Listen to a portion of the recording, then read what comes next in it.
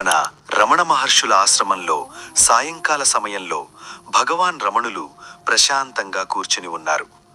ఒక భక్తుడు చేతులు జోడించి రమణులను ఇలా అడిగాడు, భగవాన్, నేను ఎన్నో గ్రంథాలు చదివాను, ఎందరో పండితుల ఉపన్యాసాలు విన్నాను, కానీ నా మనసులోని అలజడి తగ్గడం లేదు.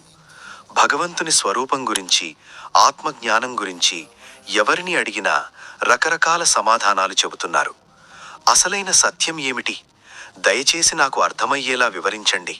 రమణ మహర్షి ఆ శిష్యుని వైపు చూసి చిరునవ్వు చిందించారు. కాని ఆశ్చర్యకరంగా వారు ఒక్క మాట కూడా మాట్లాడలేదు. వారు అత్యంత ప్రశాంతమైన, లోతైన చూపులతో ఆ శిష్యుని కళ్ళలోకి చూస్తూ నిశ్చలంగా ఉండిపోయారు. ఆ ప్రాంతమంతా అద్భుతమైన నిశ్శబ్దం ఆవహించింది. అది మామూలు నిశ్శబ్దం కాదు, ఆలోచనలను కరిగించే శక్తివంతమైన మౌనం.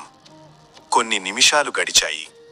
ఆ శిష్యుని మనస్సులో రేగుతున్న సందేహాలు, ప్రశ్నలు, ఆందోళనలు అన్నీ ఆ మౌన ప్రవాహంలో కొట్టుకుపోయాయి.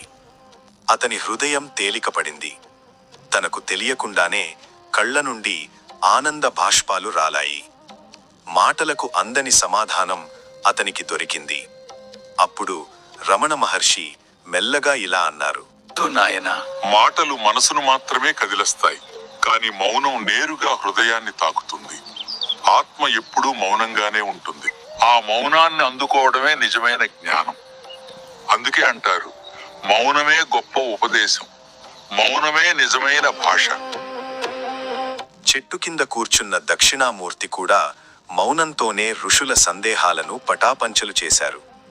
సత్యం మాటలకు ఆవల ఉంది. ఆ మౌనంలోనే ఉండు.